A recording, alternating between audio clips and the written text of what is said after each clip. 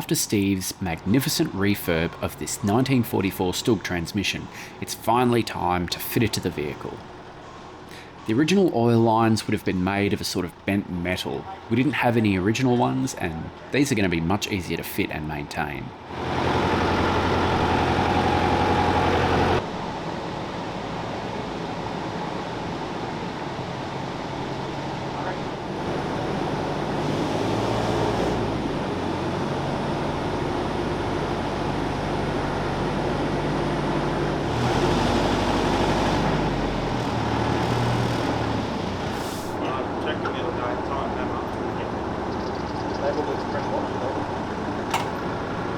In the Panther restoration, the twins were able to drop their gearbox in without having to remove anything too critical, and we were hoping this would be the case for our StuG. Man, that's close to the headlight. Why don't you go out, and I'll just hold the transmission and hopefully you'll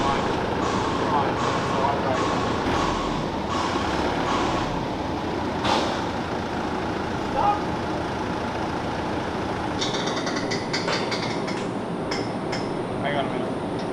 We're in the middle of the gun cradle now. This is going to be really tricky to load the thing in. We'll point the back of the transmission down into that void.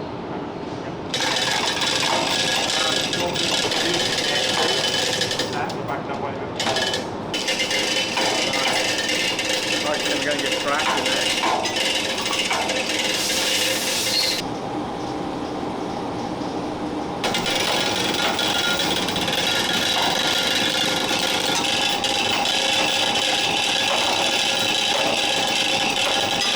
We were counting on not having to unbolt the gun cradle. Maybe we can adjust how we've slung it. That's how the twins loaded the Panther gearbox in.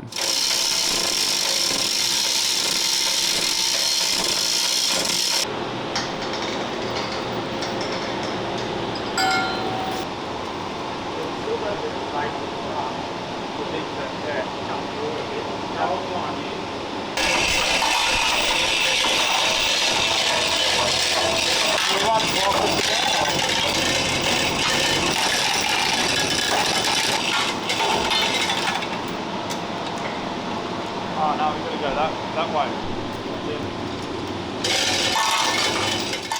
Not a chance.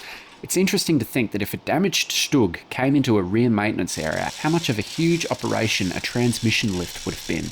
The whole gun assembly would have had to have been lifted out. Alright, ready? Yep. Later that day, the cradle is shifted rearwards and finally the transmission can go in.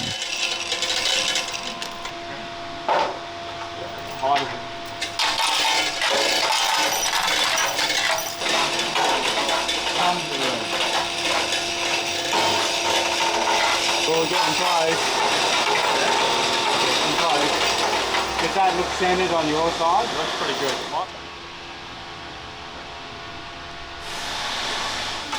There's loads of clearance between this and the filler. Wait until it's forward and it's setting the car. The slot goes towards the centre. Okay. Try not to manage to kick all of your packets out of the way. Oh yeah, sure. What is it? Oh yeah, you're like at full throttle all the time, every day. Done. Lucky. Lucky you saw that, Stephen. Lasted 80 years till us monkeys go put in the transmission and it goes. Because as it swings, it's coming forward a little bit. I don't reckon. Oh my god. It's just eased its way in. This looks so cool. Down. Down. Up a bit lower, would you? No, sorry, you've got to go. Oh. In. Lift your finger. You've got a large gap that side and no gap on this side, so it falls down quite a lot. It's looking really good now. Bo can now fit the steering linkages and guards for the driver's legs, but first, in goes the differential lock handle.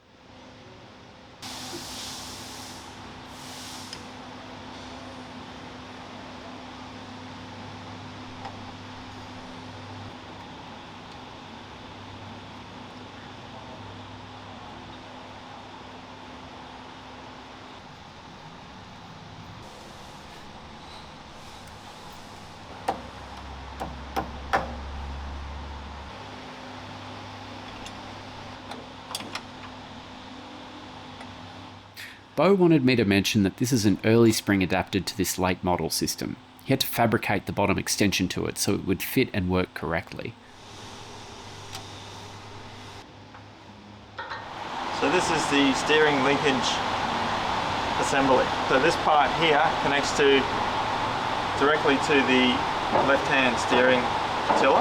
That clevis on that part there. This part here connects directly to the side of the differential housing, which is tucked underneath this drive unit here. I'll be getting this out of the way shortly. I just need this to be disconnected to be able to actually assemble this, because this rod has to slip between these two surfaces here. The final connection is up underneath this front plate here, which goes across, and then there's another rod similar to this which travels down to a lever which pulls on the brake shoes. You've got to do this part in the right sequence, otherwise it won't work out. So move that out of the way. I did it wrong straight away. It goes this way, not the other way around.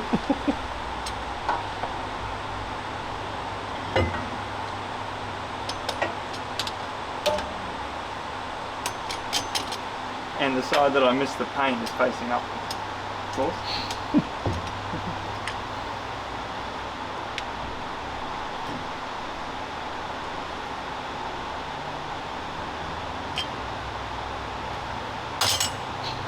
That's that. Yeah, well that's how they designed it. Ah, okay, so that's why you had to have this disconnected so it runs underneath it. You've got to split this off. This here is a slip in it so you can push it back, thankfully, because the rest of this is all rigid. So the only other way to get this linkage in is to take the drive shaft out completely. Thankfully we've got just enough room to get that in when we split this, the universal joint off the differential. So we've got a spacer. These are all original components. A spacer, a locking washer, and a nut. And this holds the entire steering linkage assembly on. So you put your spacer goes on first, and then we've got a locking tab with a center locker.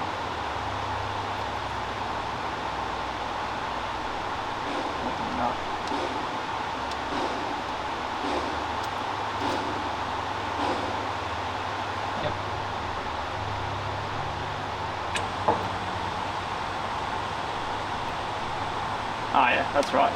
It's got paint on it, so that's not helping us. That's fine for now, just to test things. But yeah, I'll tap it in after and then put split pins in everything properly. But for now, I'm not putting split pins in anything just yet, in case we need to take things back apart again or do any adjustments. The top cap of the front differential mount, it's got a scallop in it for the steering linkage to run past. All the earlier type differential mounts like this, they never had any cutout in them because they had hydraulic steering, so there was no manual levers running past here.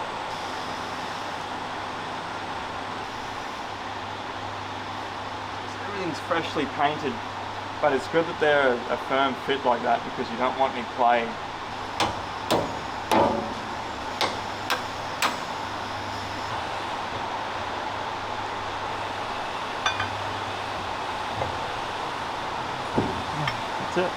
You can only put these bolts in from the back when this grey part has been pulled outwards.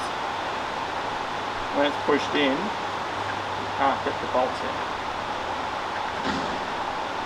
And they also, these special bolts have a flat spot on one side, so they can't turn, so you don't have to hold the other side. The brake drum bolts are different. They have a flat spot both sides, they have a larger size shank and the bolts longer overall. These are original ones, they've got Verbis written on them still. Verbis. They originally had castellated nuts, right? But the ones we've got are like 10 mil too long. So they've either got to be machined down, or our next option is to use nylock nuts. So I'm pretty sure we're going to be going with nylock nuts and a little touch of red Loctite on there. Doing up castellated nuts on this? No, thank you. So it's basically identical from side to side. The only thing with this side is we've got a shorter universal joint, so we've got a little bit less room to move it up and down to be able to get this linkage rod through. Really, these should have been put in first, but I didn't do it. So we're putting them in now. So this one's directly connected to the right-hand steering tiller, and the same principle as the other side. This part connects to where I just showed. This one connects to the side of the differential housing, and then this slips up between the universal joint and the mounting point for the differential, and then this one connects to a clevis connection up the front here, which then goes across this side, another linkage rod down to a lever that pulls on your brake drum. We had to fit the drive shafts first to line the transmission up properly. They're really heavy and awkward to move around, so yes, it means it's a bit fiddly to fit these linkages, but there you go. This is all that sits between all these fast-moving parts and the driver. Everything's bolted in and perfectly fitted, so nothing should go wrong, but in battlefield conditions, this would be really scary to drive. If anything let go, you'd be in serious trouble if you were the driver.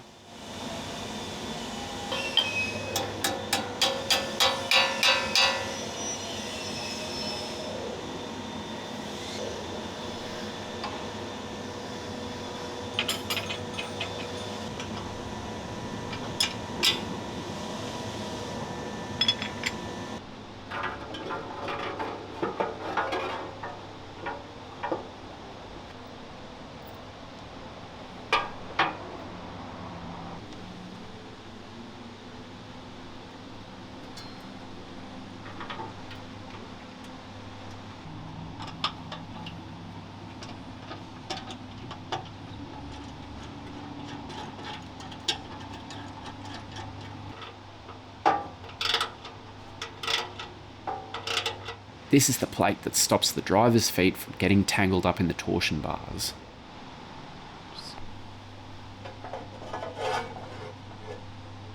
Do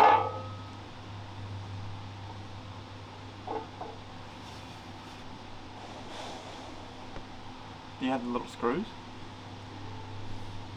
They're right there. Oh, yeah. Oh, That's it. Put a spring washer on this. One of the things I'm looking forward to seeing is a comparison between this final production StuG and the early war StuG III-B that Bo will be restoring next. The next StuG update will be after Easter, when we pick up the drive shaft, connect it to the engine, and finally see the whole driveline in action. Thank you very much for joining us tonight. Have yourself a fantastic weekend, and we'll see you on the next one.